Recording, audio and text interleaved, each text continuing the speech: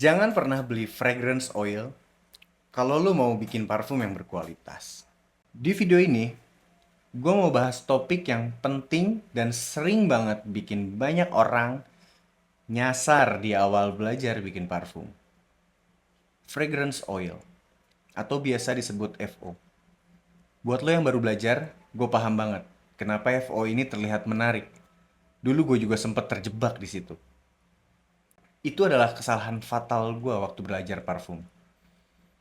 Waktu pertama kali gue tertarik ke dunia perfumery ini, informasi soal parfum itu minim banget.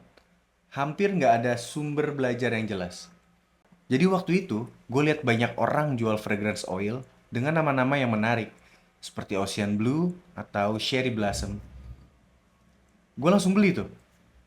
Aromanya wangi, harganya juga murah, rasanya kayak jackpot.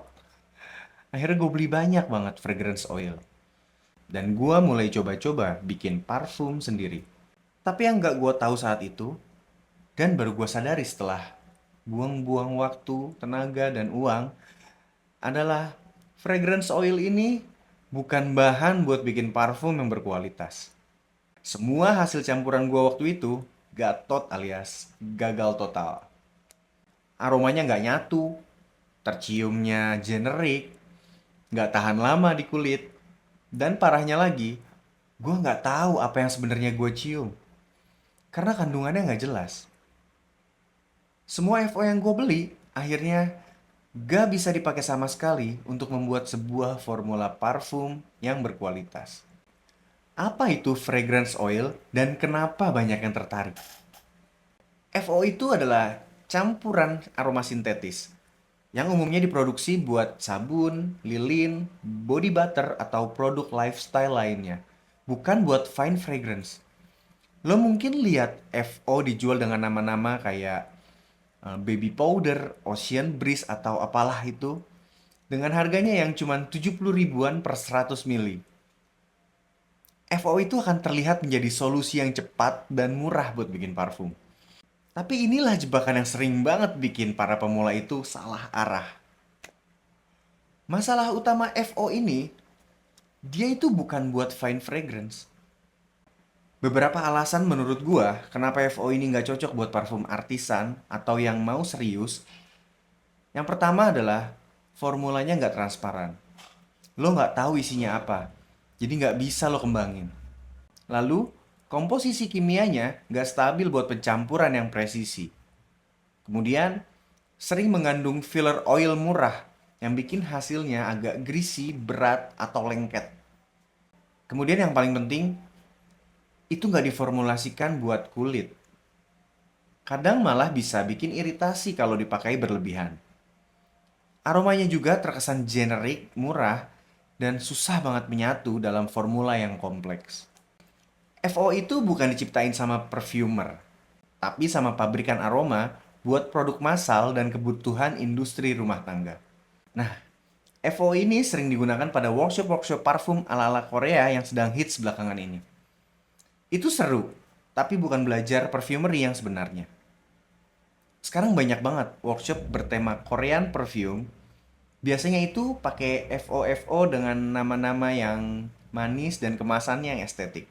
Lo tinggal pilih 3 sampai 5 FO, kemudian lo campur, dan lo blending, kemudian lo kasih label lucu buat botolnya.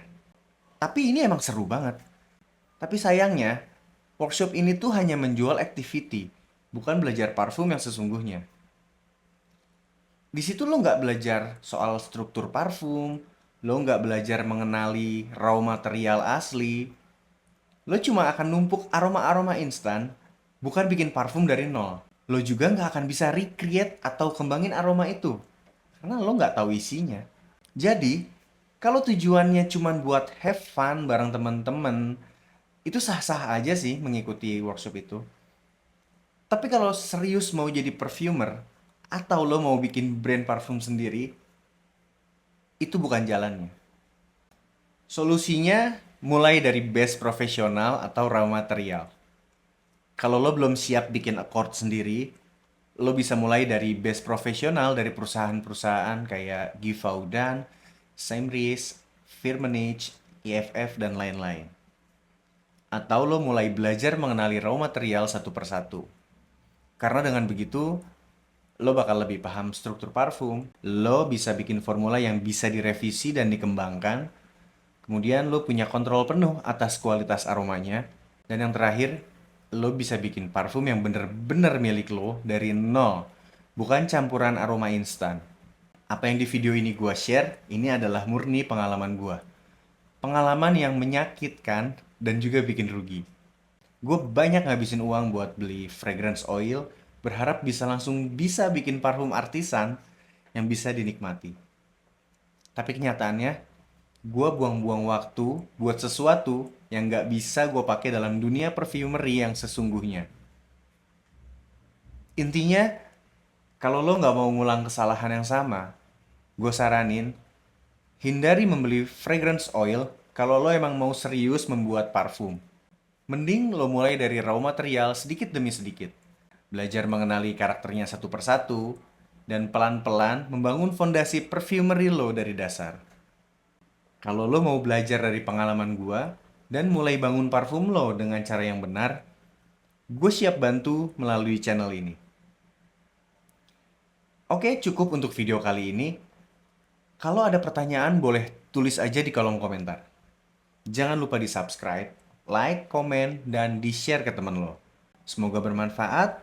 Terima kasih, and smell you later.